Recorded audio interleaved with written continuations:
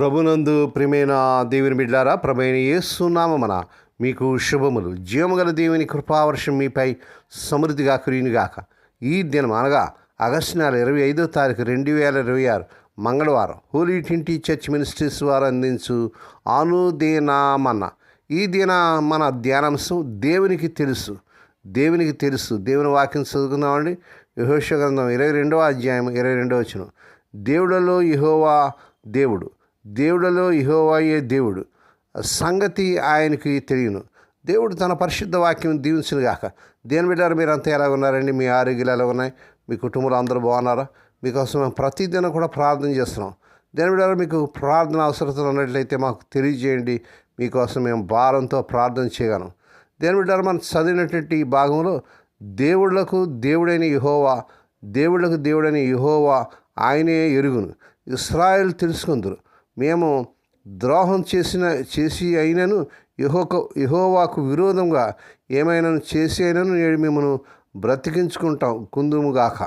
దేవుడు ఈ సంగతి మనం చూసినట్లయితే యెహోషువ కనాను దేశాన్ని జయించిన తర్వాత ఆ 9.5 గోత్రాలు యొర్దాను నది యువతల ఉండిపోయాయి. రూబేన్, గాదు, మనష్షే అర్ధగోత్రం, 2.5 గోత్రాలు యొర్దాను నది అవతల తిరిగి వెళ్ళేటప్పుడు వారు యొర్దాను ఒడ్డున ఒక పెద్ద బలిపీఠం కట్టినట్లుగా 10వ వచనం చూస్తాం.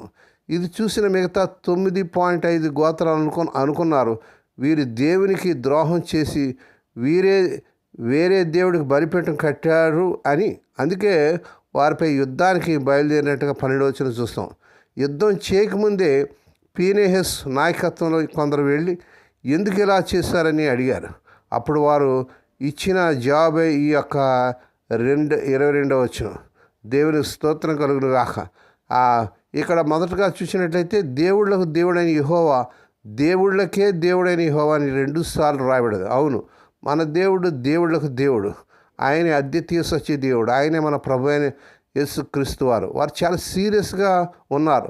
కోర్టులో ఒట్టు పెట్టినట్టు దేవుని మీద ఒట్టు అని 2 సార్లు చెప్తున్నారు. మేము ఒక్క యెహోవానే నమ్ముతాము అని వారు చెప్పినట్టుగా చూస్తున్నాం.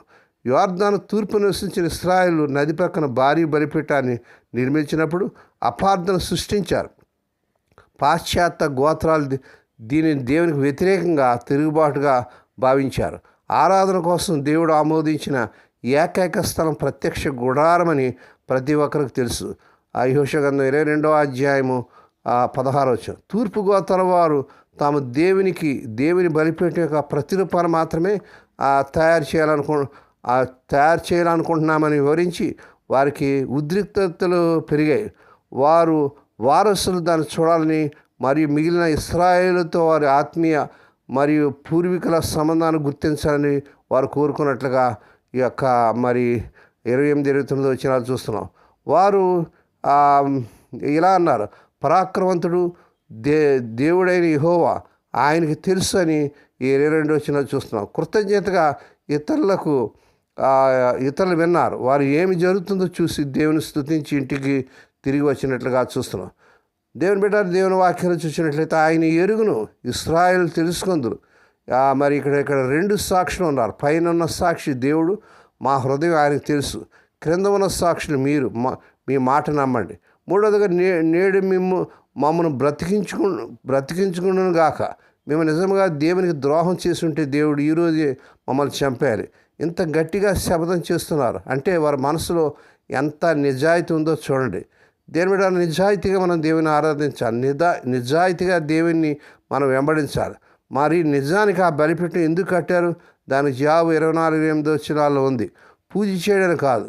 రేపు మా పిల్లలతో మీకు యెహోవాతో సంబంధం లేదు అని చెప్తే అనే భయంతో, అందుకే ఆ బలిపీఠాన్ని సాక్షిగా పిలిచినట్టుగా 34వ వచనంలో చూస్తున్నాం. యెహోవాయే దేవుడు దీనికి సాక్షి. ఇది పూజా బలిపీఠం కాదు, సాక్షిపు బలిపీఠం. ఈ వచ్చిన నుండి 3 పాఠాలు మనం చూసినట్లయితే, మొదటగా అపార్థం వల్ల యుద్ధం వస్తుంది. మాట్లాడకుండా అడగకుండా 9.5 గోత్రాలు యుద్ధం సిద్ధమయ్యాయి. మన ఇంట్లో సంఘంలో కూడా ముందు మాట్లాడాలి, వెంటనే తీర్పు తీర్చకూడదు. రెండోది, దేవుడు నీ ఉద్దేశాన్ని చూస్తాడు. మనుషులు బయట బలిపీఠం చూశారు కానీ దేవుడు వారి లోపల ఉద్దేశాన్ని చూశాడు. మనుషులు తప్పుగా అనుకున్న దేవుడికి దేవుడని యెహోవా సమస్తం ఎరుగును. అవును దేవుని బిడ్డారా, మన దేవుడు సమస్తం ఎరిగిన దేవుడు. ఆయనకి ఎవరు సాక్ష్యం చెప్పక్కర్లేదు.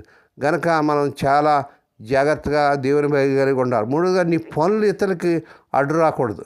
వారు మంచి ఉద్దేశంతోనే కట్టారు, కానీ ఇతరులకు అది తప్పుగా కనిపించేది. కాబట్టి మనం చేసే ప్రతి పని ఇతరులకు అర్థమయ్యేలా, ఐక్యతను కాపాడేలా ఉండాలి.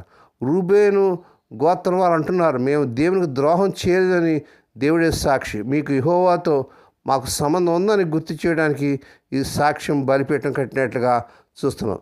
ఎందుకనగా దేవుడు అందరి హృదయాన్ని పరిశోధించేవాడు, ఆలోచనలన్నింటినీ సంకల్పంలన్నింటినీ ఎరిగిన వాడై ఉన్నట్లుగా మనం మొదటి దినవృత్తాంత గ్రంథము 28వ అధ్యాయం 9వ వచనం చూస్తున్నాం. ప్రతి ఒక్కరి ఉద్దేశాలు ఆయన స్పష్టంగా ఉన్నాయి.